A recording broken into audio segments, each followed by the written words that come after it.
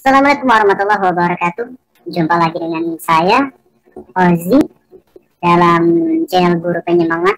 Juga di blognya boleh diakses di www.gurupenyemangat.com. Kali ini kita akan berkisah tentang, lagi-lagi tentang emas. Tepatnya tentang 9 kesalahan investasi emas yang wajib Anda ketahui. Waduh, kok banyak sekali sampai ada 9? Ya, karena sebagai salah satu produk primadona investasi dalam membeli emas, kita tidak bisa sekedar beli, kita tidak bisa sekedar tahu, dan kita tidak bisa hanya sekedar berharap keuntungan saja.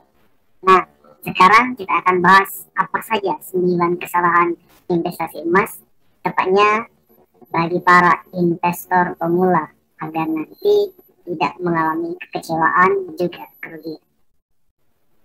Oke, kita bisa.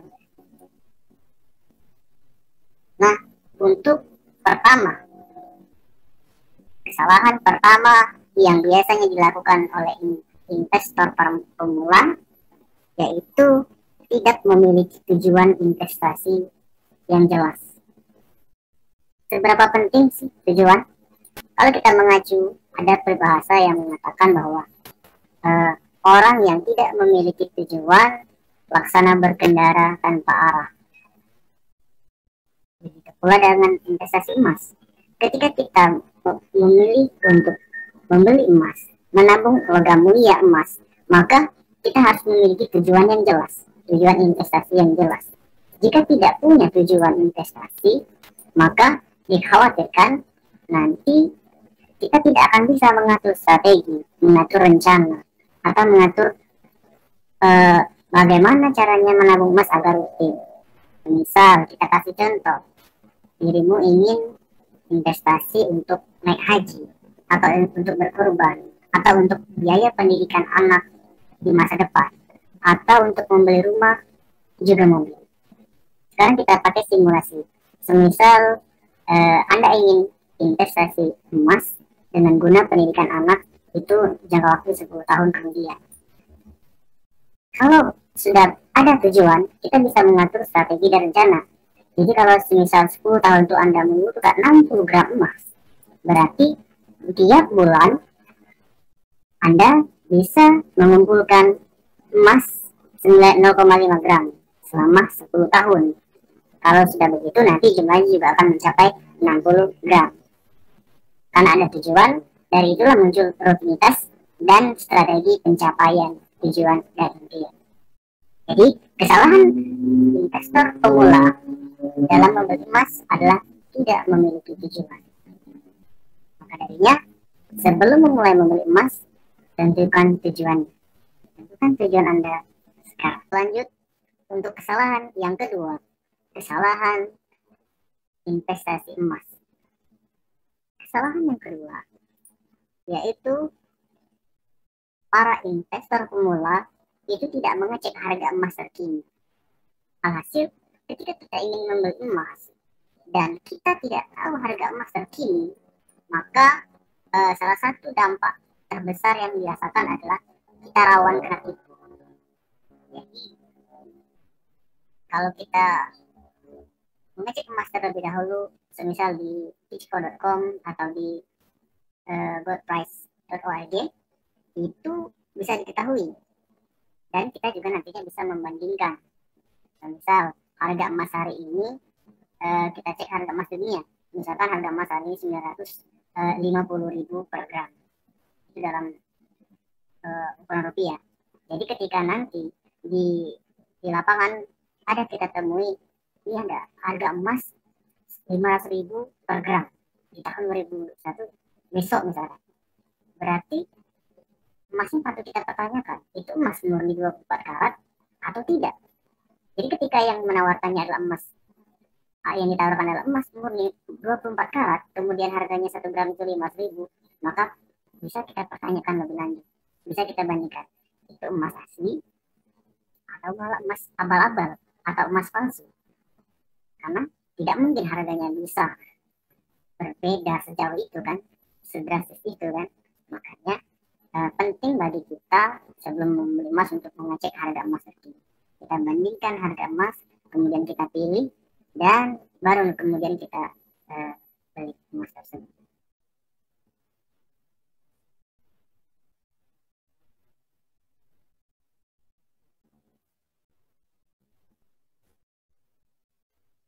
Nah, baik, selanjutnya untuk kesalahan investasi emas yang ketiga adalah memilih emas perhiasan untuk investasi. Loh, memangnya salah memilih perhiasan untuk investasi? Tidak sepenuhnya salah sih. Hanya saja ketika kita kembali kepada guna atau fungsi utama dari perhiasan itu adalah untuk berhias, untuk bergaya. Beda halnya dengan emas batangan, itu memang gunanya untuk investasi. Jadi ketika kita membeli emas perhiasan, itu dari sisi guna juga sudah tidak memenuhi kriteria untuk investasi. Mengapa? Karena gunanya untuk berhias. Dan kemudian kalau kita tirik lagi dari sisi harga beli dan harga jual, itu akan berbeda dengan emas batangan. Mengapa? Karena emas perhiasan itu kan dipakai. Kalau dipakai, maka ada kemungkinan semakin lama digunakan, maka semakin berkurang kemurniannya. Karena juga emas perhiasan kan sudah dicampur dengan logam sejenis, misal dicampur perak atau fine silver atau juga tembaga untuk memperkuat emas itu sendiri. Jadi ketika dijual jangan kaget ketika harga emas perhiasan itu jatuh. Dan dengan emas batangan. Hanya saja bukan berarti di sini aku melarang bahwa kita tidak perlu membeli emas perhiasan, bukan. Hanya saja jika untuk keperluan investasi lebih baik memilih emas batangan karena dia disimpan dan juga nilainya tidak akan berkurang. Ya, sebagaimana kata orang bahwa emas murni, emas batangan itu tidak mengenal barang bekas. Kalau ingin investasi, kita pilih emas murni 24 karat yang batangan, juga minim resiko kan. Lanjut ke kesalahan investasi emas yang keempat. Nah, kesalahan selanjutnya itu Anda membeli produk emas yang abal-abal. Loh, kok bisa emas abal-abal? Emas, karena dia merupakan salah satu produk primordial investasi, maka tidak salah bahwa muncul berbagai varian produk emas murni. Hanya saja dalam membeli produk emas untuk investasi, kita harus cermat, juga harus teliti memilih apakah emas ini benar-benar murni, terbukti legalitasnya, teruji legalitasnya. Apakah lembaga yang mencetak emas ini itu sudah terdaftar di Kemenkumham misalkan, atau ketika dia ada lembaga investasi, apakah sudah terdaftar di OJK atau Jasa Keuangan. Jika tidak, maka patut dipertanyakan. Kemudian untuk sertifikasinya, apakah sudah SNI atau belum? Jika belum, ini adalah alamat bahaya. Maka darinya akan sangat rugi ketika kita tidak mencermati produk emas. Kalau emas abal-abal, sudah dipastikan kita akan mengalami kerugian. Lalu kita lihat tadi kasusnya. Semisal pada tahun 2017 kemarin ya, di sini kejadiannya di Solo, yaitu Kepolisian Resort Kota Surakarta berhasil membongkar penipuan berkedok investasi emas di Kota Solo. Jadi di sana aku baca itu tahun 2017 ini ya kasusnya, tersangka itu mendirikan namanya CV Kebun Emas Indonesia. Katanya itu adalah salah satu investasi emas. Sedihnya ada 61 nasabah yang berhasil kena tipu dengan total kerugian hingga mencapai 2 miliar. Bayangkan bro, 2 miliar. Dan ada beberapa korban yang mengalami kerugian hingga 100 juta. Ada lagi 220 juta. Dan miris kita ketika melihat seperti ini. Dan satu lagi, mengapa dikatakan abal-abal? Di sini bisa kita gali. Diterangkan bahwa uang yang diterima dari nasabah oleh tersangka tadi itu malah digunakan untuk trading, untuk judi ya. Jadi karena judi tadi kalah, trading kalah, akhirnya uangnya habis dan yang korbannya adalah nasabah. Kasihan kan, 61 nasabah. Saya yakin mereka sudah punya impian jangka panjang, makanya mereka memilih emas. Hanya saja karena pilihan produk emasnya tidak cermat, akhirnya mereka mengalami kerugian. Jadi siapa yang salah? Ya dua-duanya salah ya. Artinya kita perlu lebih melek lagi tentang emas. Jadi jangan sampai membeli produk emas yang abal-abal. Pelajari legalitasnya, kredibilitasnya, dan jangan pula hanya tergiur dengan diskon besar-besaran. Karena tadi kita sudah mengamati standar harga emas dunia hari itu berapa. Makanya nanti kita bisa membandingkan. Itu kesalahan investasi emas yang keempat bagi pemula. Lanjut sekarang kelima. Beli emas tapi tidak pegang emasnya. Apakah salah? Ya menurut saya salah. Mengapa? Seperti tadi kasus tadi yang 2017. Itu kan orangnya nasabah beli emas, tapi ternyata emas itu digunakan untuk trading. Nyatanya mereka sebenarnya punya emas, tapi emasnya itu semu. Mengapa semu? Karena mereka tidak pegang emasnya. Hanya yang dilihat hanyalah angka-angka. Jadi sebaiknya bagi para investor pemula itu belilah emas dan pegang emasnya, simpan emasnya, terimalah emasnya secara fisik. Hati-hati dengan emas digital, produk-produk emas digital yang hanya menawarkan angka-angka. Itu sensitif. Kalau tidak nanti MLM, itu juga termasuk trading kan. Nah yang namanya trading kan 11-12 sama judi. Jadi biar aman, kemudian juga biar selamat dunia akhirat dalam artian halal, maka kita sebaiknya beli emas, kemudian pegang emasnya, lalu kita simpan sendiri. Ya terserah mau menyimpan emasnya nanti dalam box emas atau berangkas sendiri, silakan. Yang penting usahakan kita terima emasnya secara fisik.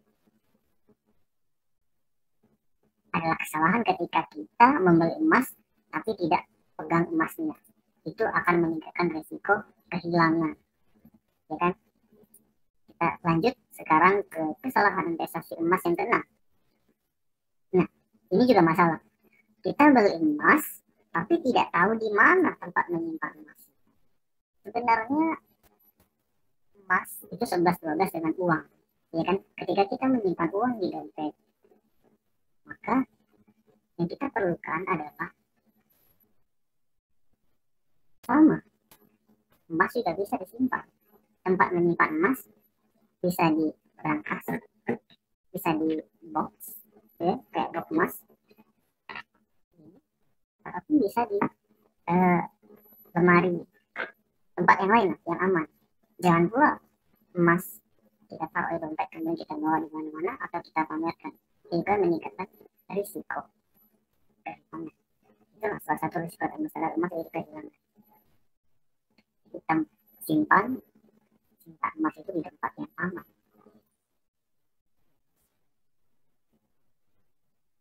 Baik, kita lanjut pada menuju kesalahan investasi emas yang selanjutnya, yang ketujuh. Membeli emas dengan cara berutang. Ini kesalahan ya. Membeli emas dengan cara berutang. Emas memang produk bagus untuk investasi karena bersifat aset lindung nilai. Hanya saja rasanya tidak perlu terlalu sebegitunya. Gara-gara begitu ingin ya punya emas, akhirnya ingin membeli emas dengan cara berhutang. Sebaiknya jangan ya. Ada rumus bahwa belilah emas ketika kita punya uang. Jadi kalau saat ini ada uang, ya jangan beli emas dulu. Atau misalkan saat ini ada uang tapi sedikit, maka kita bisa beli emas yang dari kecil-kecil dulu, yang 0,1 gram atau misalkan 0,2 gram, baru nanti beli yang besar. Mengapa tidak dianjurkan berutang? Karena akad awal emas itu adalah ada uang, ada barang, kemudian senilai, kemudian setara. Jadi kalau berutang, gimana coba? Selain dengan harga emas yang fluktuatif, naik turun, juga risiko berutang kan lebih besar. Bayangkan bila kemudian besok kita sudah berutang emas, kemudian lusa kita tidak bisa membayar utang. Artinya kita punya utang emas, kemudian kita juga tidak punya dana. Akhirnya jadi bermasalah, bukan? Akhirnya beli emas ketika selanjutnya menuju ke 8.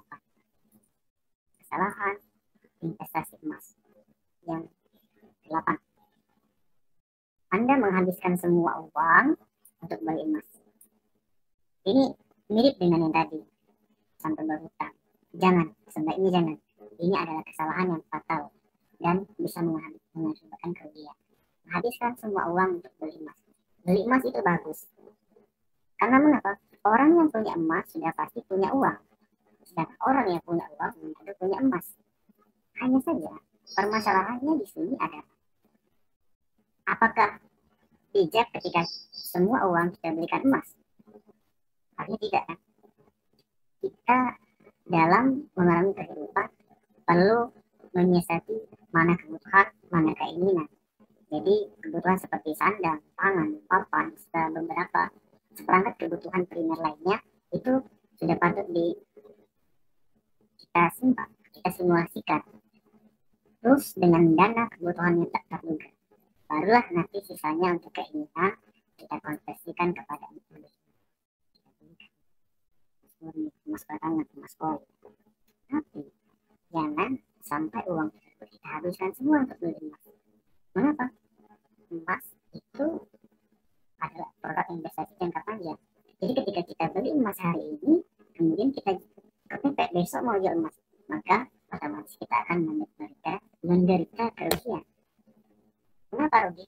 Karena emas kita beli hari ini, kalau kita jual lagi besok atau jual lagi 5 menit kemudian, maka emas tersebut sudah berlaku harga buyback. Apa itu harga buyback? Harga buyback itu adalah harga cetak emas yang dibebankan di akhir ketika kita jual emas. Jadi semisal ini emas 2 gram kita beli hari ini, anggaplah harganya 1.800. Nah, kalau kita jual 1 jam kemudian, harganya tidak 1.800 lagi, dikurangi beberapa persen. Karena untuk buyback tadi, dengan seperti itu sistemnya. Makanya beli emas untuk jangka panjang, disimpan untuk jangka panjang. Jadi jangan habiskan semua uang Anda untuk beli emas. Sisakan untuk kebutuhan, sisakan juga untuk dana-dana terduga, barulah nanti sisanya, barulah nanti disisihkan di awal berapa persen untuk beli emas. Tabungan jangka panjang untuk pencapaian keinginan Anda. Nah, sekarang kita berangkat menuju kesalahan investasi emas yang ke-9. Anda ingin investasi emas untuk meraih keuntungan dalam waktu singkat. Tidak bisa. Bisa. Jelas tidak bisa. Emas bukan produk investasi yang bakal menjanjikan keuntungan dalam waktu singkat. Nah, kalau kami dari EABA sendiri, itu usahakanlah minimal menyimpan emas itu 2 tahun. Mengapa? Biar kita bisa melewati harga buyback. Benar, emas itu menjanjikan keuntungan, tapi bukan untuk waktu singkat, melainkan waktu jangka panjang. Mengapa bisa jangka panjang? Karena emas itu keuntungannya bisa kita hitung per tahun, dalam angka per tahun, yaitu kisaran 10% sampai 30%, bisa lebih. Itu per tahun jangka lebih tinggi daripada inflasi. Ketika inflasi kenaikannya menjadi 3% sampai 9%, kadang 6%, 5% per tahun, maka emas lebih tinggi dari itu. Makanya emas itu cocok untuk produk jangka panjang, karena kenaikan harga emas, kenaikan nilai emas itu lebih tinggi daripada inflasi. Cuman ketika dirimu ingin mengambil keuntungan emas dalam waktu singkat, maka akan baperan. Lihat saja harga emas harian, kadang naik 5.000, turun 10.000, naik lagi 15.000. Tidak akan ketemu mana untungnya, malah Anda akan kecewa karena emas tak kunjung naik dalam waktu singkat, malah turun naik. Makanya patokan untuk mengukur keuntungan harga emas adalah persentase kenaikan per tahun. Itulah harga emas dalam jangka setahun, 2 tahun, 3 tahun. Makin panjang, makin lama Anda menyimpan emas, terutama emas murni, maka makin untung. Bisa lihat nanti kurva kenaikan emas, terutama di situs berprice.org. Baiklah, itu tadi 9 kesalahan investasi emas yang perlu kita ketahui. Kenapa perlu mengetahui kesalahan-kesalahan ini? Biar kita bisa menghindarinya sejak awal kita memulai investasi emas. Artinya kita meminimalisir kerugian. Kita menabung emas untuk masa depan. Begitu pula dengan kita menabung uang, kan? Tapi karena nilai emas itu lebih tinggi daripada uang, maka pilihan emas adalah salah satu rekomendasi untuk mempercepat pencapaian impian. Jadi demikian saja. Semoga bermanfaat. Dan jika ada yang ingin tanyakan, silakan japri saja atau komentar di bawah video ini, atau dirimu boleh kunjungi blogku di www.gurupenyimak.com. Demikian, banyak maaf. Assalamualaikum warahmatullahi wabarakatuh.